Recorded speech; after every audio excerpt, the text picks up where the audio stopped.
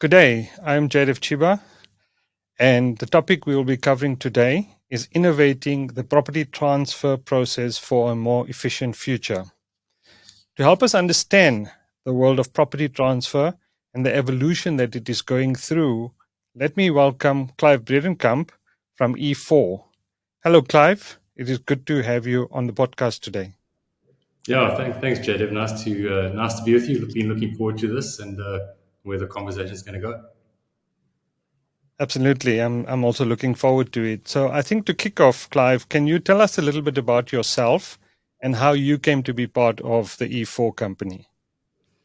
Yeah, so Jaydev, I consider myself a technologist. I've got a real passion for solution design and solving problems.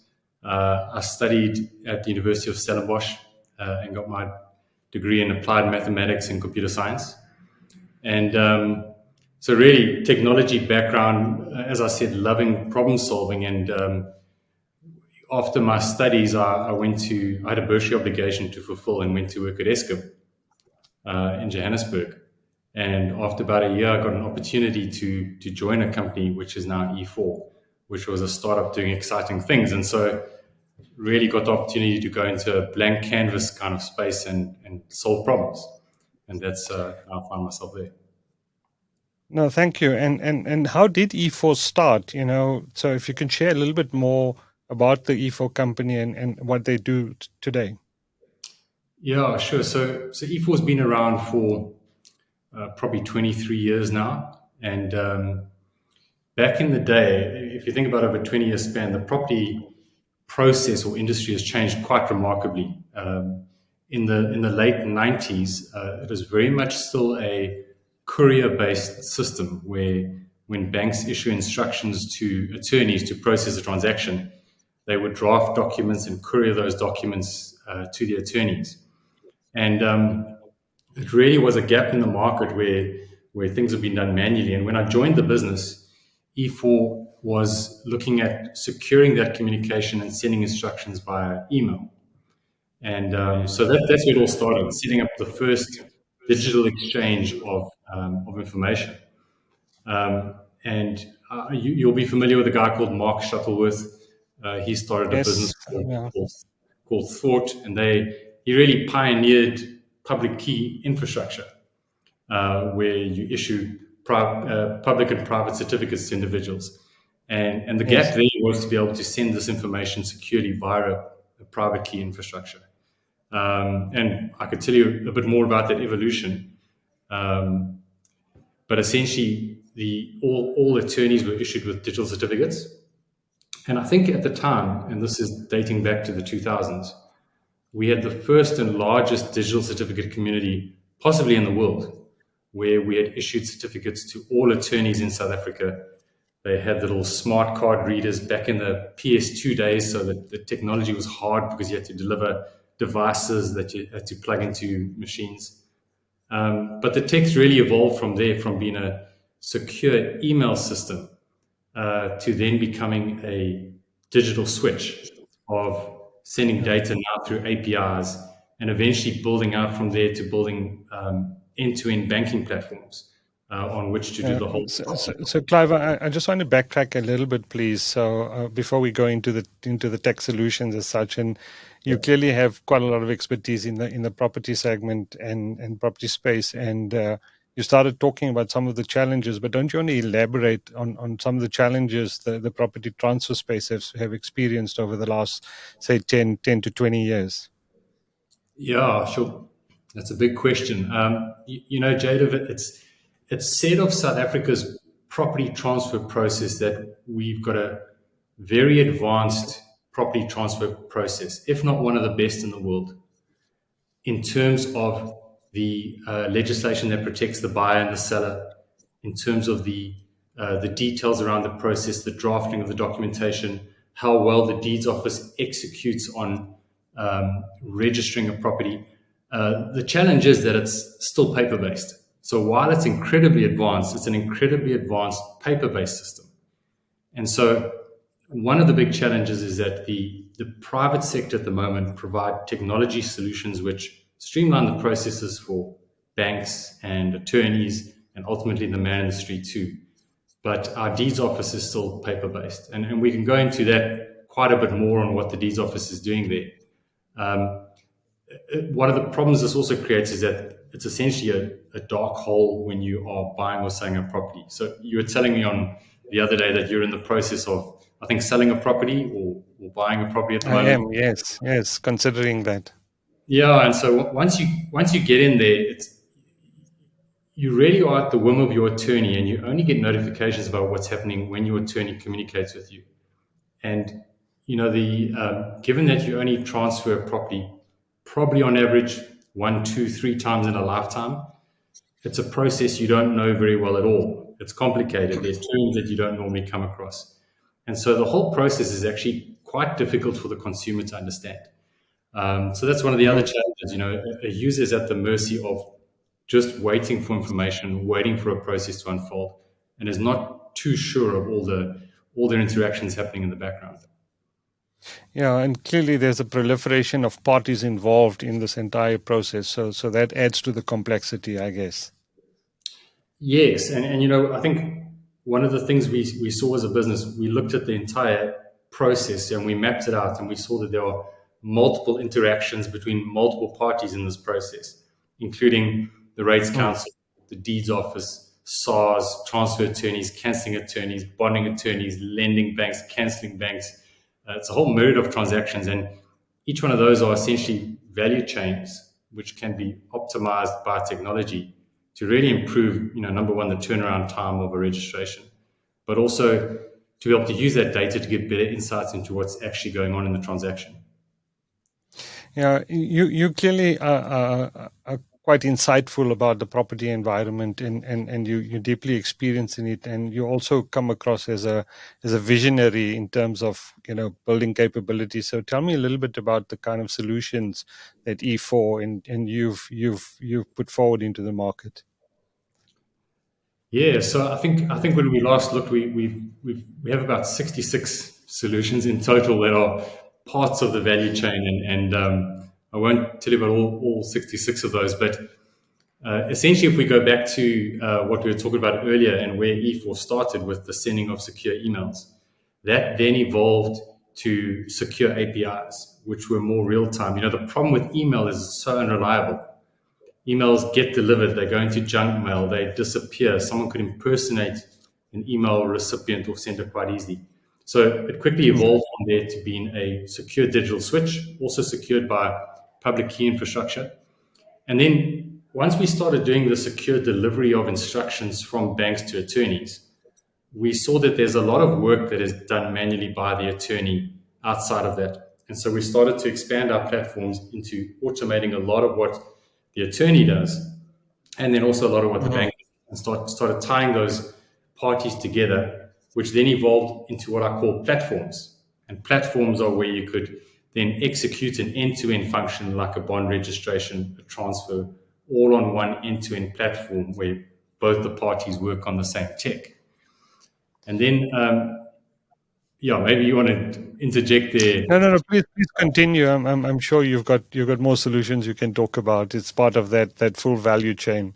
Yeah, so I think once we go from there, we then move on to what we call ecosystems, and that will be the future of where we're going. Where as a buyer or seller, you come and become part of an ecosystem where you've got all these parties transacting, which there are anywhere from 12 to 20 different parties if you include all your compliance certificates and all those things you need to do.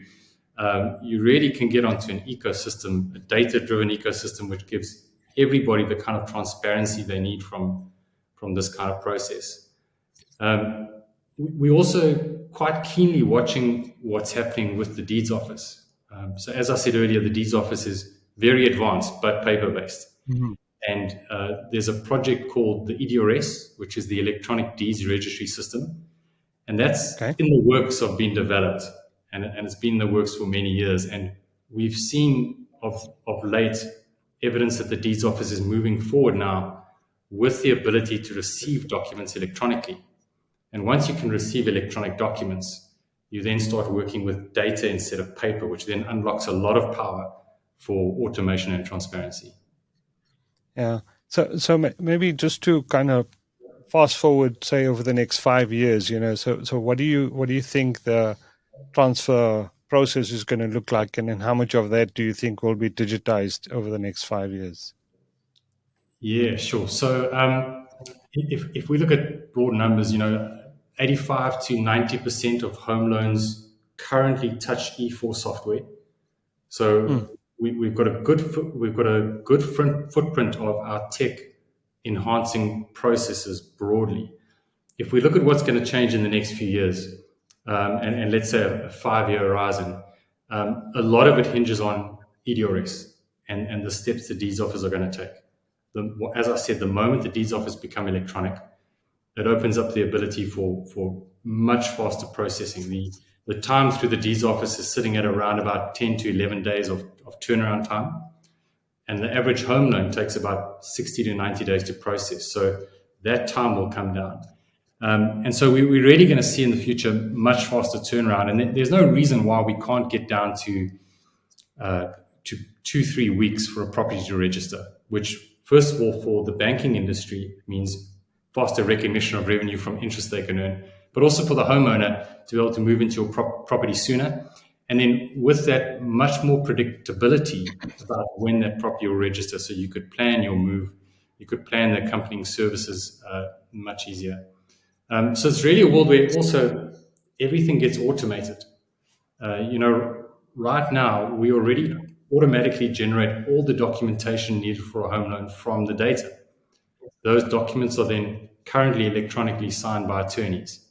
And then when those documents come back in, we also automatically extract the data from those documents to verify the data is correct. Now that's all automation and can happen overnight, can happen, humans get tired, people don't. And so that processing power that does things in real time really has the ability to speed up the time it takes to register. And then the last point, just in terms of where we're going to be in 5 years' time, the industry is ripe for a digital ledger. And by that I mean an electronic deeds registry that is able to track the ownership of a property digitally and not rely on a title deed document that then is in transit and sits in somebody's possession, which is vulnerable to being corrupted, stolen, lost. So the moment we get an open, transparent digital ledger, we really secure ownership for individuals that they could rely on the tech, the public open access API tech that's going to enable an owner of a home to have mm. confidence that the investment is secure and they are indeed the owner of a title deed. And do you think we'll get there in the 5-year period, or it's going to go beyond that? Jaydev, that question has been asked so many times around the timelines for EDRS. It all hinges off there. I think if we look at the private sector, technologies advance so quickly, and we can do so much, but you could only be as fast as the slowest part of the process. And I think while the deeds office is really good at what they do, the fact that documents have to go from digital to paper and back is the major stumbling block. And once we overcome Yeah. that, like I said earlier, it opens up capabilities that all these processes can take place almost overnight. Look. I guess the big plus is that the process has definitely been digitized to quite a large extent. So definitely seeing improvements in that, and that's just going to contribute to getting to a longer term solution a lot faster, I guess. Um, Maybe just to segue away to something else. What did the impact of COVID have on the industry? We've come out of COVID now. Things are settling back to normal. But what did the impact? What did COVID have as an impact on the industry? And also now we're starting to see the hike in interest rates. So how is that impacting the industry at large? Yeah, so we saw immediately, if we think back to, I think it was 26th of March 2020, was when everything suddenly shut We down. all remember that date. I remember where we were sitting. I remember all those conversations at the time. Um, I think for us as a business, the immediate impact was a drop to zero of all the volumes. We're a transaction-based business, and the moment that happened, because of the nature of how banks, attorneys, and clients were interacting, it was all face-to-face and in person. You'd go into an attorney's Mm. office to sign a document. Um, the bank users would be sitting in a bank issuing out instructions. So volumes literally dropped to zero overnight, and there were no instructions going through, which meant obviously massive delays in terms of property registrations. But what it Yeah. did do is it drove the adoption of web based tech quite dramatically. It meant, for example, bank users who needed to sign a guarantee document guaranteeing a cancelling bank that they would get their funds were not able to sign those documents because they couldn't get into their office to go and sign those documents. So suddenly there was a need now for those guarantee documents to be signed by the bank user in the comfort of their home. So that tech came in. And then also the rapid adoption of electronically signing bond documents, where all of a sudden people didn't want to touch pieces of paper and share things and didn't want to sit next to each other. You now have the ability to digitally sign a document. And so, yeah, I would say rapid adoption of touchless technology.